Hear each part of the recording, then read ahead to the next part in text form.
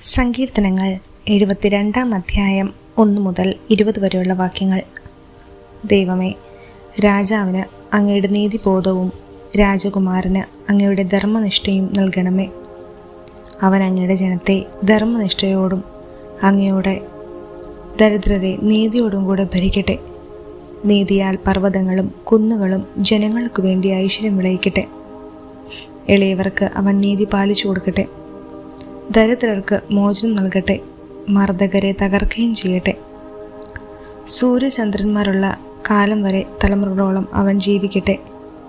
അവൻ വെട്ടി നിർത്തിയ പുൽപ്പുറങ്ങളിൽ വീഴുന്ന മഴ പോലെയും ഭൂമിയെ നനയ്ക്കുന്ന വർഷം പോലെയും ആയിരിക്കട്ടെ. അവൻ്റെ കാലത്ത് നീതി തഴച്ചു വളരട്ടെ. ചന്ദ്രനോടത്തോളം കാലം സമാധാനം പുലരട്ടെ. സമുദ്രം മുതൽ സമുദ്രം വരെയും നദി മുതൽ ഭൂമിയുടെ അതിർത്തികൾ വരെയും അവൻ്റെ ആധിപത്യം നിലനിൽക്കട്ടെ. വൈരികൾ അവൻ്റെ മുമ്പിൽ ശിരസ് നമിക്കട്ടെ. അവൻ്റെ ശത്രുക്കൾ പൊടിമണ്ണാക്കട്ടെ. താർശീഷിലെയും ദ്വീപുകളിലെയും രാജാക്കന്മാർ അവന് കപ്പും കൊടുക്കട്ടെ. ഷേബായിലെയും സേബായിലെയും രാജാക്കന്മാർ അവന് കാഴ്ചകൾ കൊണ്ടുവരട്ടെ. എല്ലാ രാജാക്കന്മാരും അവൻ്റെ മുമ്പിൽ സാഷ്ടാംഗം പ്രണമിക്കട്ടെ. എല്ലാ ജനതകളും അവനെ സേവിക്കട്ടെ. നിലവിളിക്കുന്ന പാവപ്പെട്ടവനെയും നിസ്സഹായനായ ദരിദ്രനെയും അവൻ മോചിപ്പിക്കും. ദുർബലനോടും പാവപ്പെട്ടവനോടും അവൻ കരുണ കാണിക്കുന്നു. അഗതികളുടെ ജീവൻ അവൻ രക്ഷിക്കും. പീഡനത്തിൽ നിന്നും അക്രമത്തിൽ നിന്നും അവരുടെ ജീവൻ അവൻ വീണ്ടെടുക്കും. അവരുടെ രക്തം അവന് വിലയേറിയതായിരിക്കും. അവന് ദീർഘായുസ്സുണ്ടാകട്ടെ. ഷേബായിലെ സ്വർണം അവന് കാഴ്ചയായി ലഭിക്കട്ടെ. അവനു വേണ്ടി ഇടവിടാതെ പ്രാർത്ഥന ഉയരട്ടെ. അവൻ്റെ മേൽ അനുഗ്രഹം ഉണ്ടാകട്ടെ. ഭൂമിയിൽ ധാന്യസമൃദ്ധി ഉണ്ടാകട്ടെ. മലകളിൽ കതിർക്കുല ഉലയട്ടെ. ലെബനോൻ പോലെ അത് ഫലസമൃദ്ധമാകട്ടെ. വയലിൽ പുല്ലുപോലെ നഗരങ്ങളിൽ ജനം വർദ്ധിക്കട്ടെ. അവൻ്റെ നാമം നിത്യം നിലനിൽക്കട്ടെ. സൂര്യൻ ഉള്ളിടത്തോളം കാലം അവൻ്റെ കീർത്തി നിലനിൽക്കട്ടെ.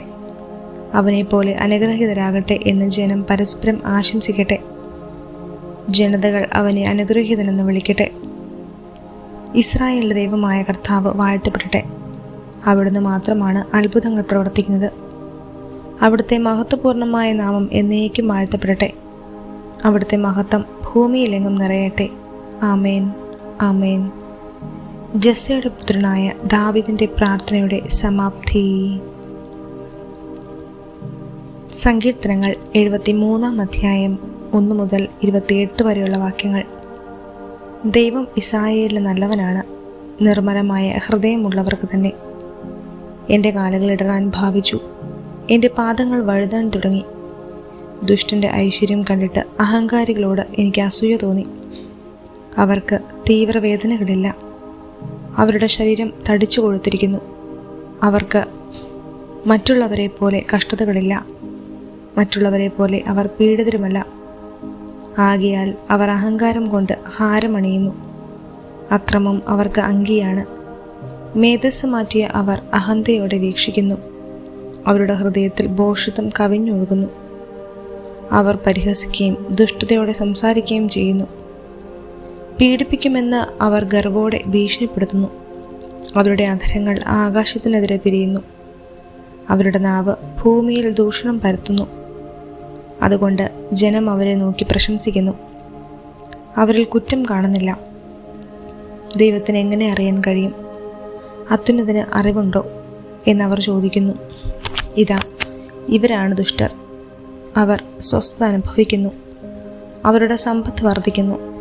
ഞാൻ എൻ്റെ ഹൃദയത്തെ നിർമ്മലമായി സൂക്ഷിച്ചതും എൻ്റെ കൈകളെ നിഷ്കളങ്കതയിൽ കഴുകിയതും വ്യർത്ഥമായി. ഞാനിതാ ഇടവിടാതെ പീഡിപ്പിക്കപ്പെടുന്നു. എല്ലാ പ്രഭാതത്തിലും ദണ്ഡനമേൽക്കുന്നു. ഞാനും അവരെ പോലെ സംസാരിക്കാൻ ഒരുങ്ങിയിരുന്നെങ്കിൽ ഞാൻ അങ്ങയുടെ മക്കളുടെ തലമുറയെ വഞ്ചിക്കുമായിരുന്നു. എന്നാൽ ഇത് ഗ്രഹിക്കേണ്ടതെങ്ങനെയെന്ന് ഞാൻ ചിന്തിച്ചെങ്കിലും അത് ക്ലേശകരമായി എനിക്ക് തോന്നി. എന്നാൽ ദേവാലയത്തിൽ ചെന്നപ്പോൾ അവരുടെ അവസാനം എന്തെന്ന് ഞാൻ ഗ്രഹിച്ചു. അങ്ങ് അവരെ തെന്നുന്ന സ്ഥലത്ത് നിർത്തിയിരിക്കുന്നു. അവർ നാശത്തിലേക്ക് വഴുതി വീഴാൻ അങ്ങ് ഇടയാക്കിയിരിക്കുന്നു. അവർ എത്ര വേഗം നശിച്ചുപോയി. ഭീകരതകളാൽ അവർ നിശേഷം തൂത്തെറിയപ്പെട്ടു. ഉണരുമ്പോൾ മായുന്ന സ്വപ്നം പോലെയാണവർ. അങ്ങുണർന്ന് അവരെ കുടത്തെറിയുന്നു.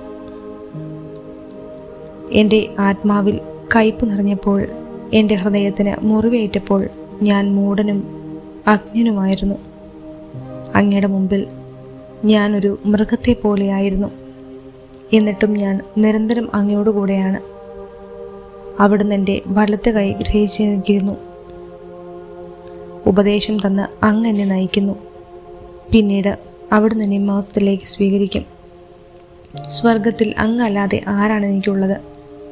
ഭൂമിയിലും അങ്ങേ അല്ലാതെ ഞാൻ ആരെയും ആഗ്രഹിക്കുന്നില്ല.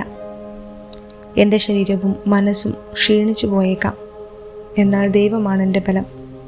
അവിടുന്നാണ് എന്നേക്കുമുള്ള എൻ്റെ ഓഹരി. എന്തെന്നാൽ അങ്ങിൽ നിന്ന് അകന്നു നിൽക്കാവുന്നവർ നശിച്ചു പോകും. അങ്ങയോട് കാപട്യം കാണിക്കുന്നവരെ അങ്ങ് സംഹരിക്കും. എന്നാൽ ദൈവത്തോട് ചേർന്ന് നിൽക്കുന്നതാണ് എൻ്റെ ആനന്ദം. ദൈവമായ കർത്താവിനെ ഞാൻ അഭയം പ്രാപിച്ചിരിക്കുന്നു. അവിടുത്തെ പ്രവൃത്തികളെ ഞാൻ പ്രഘോഷിക്കും.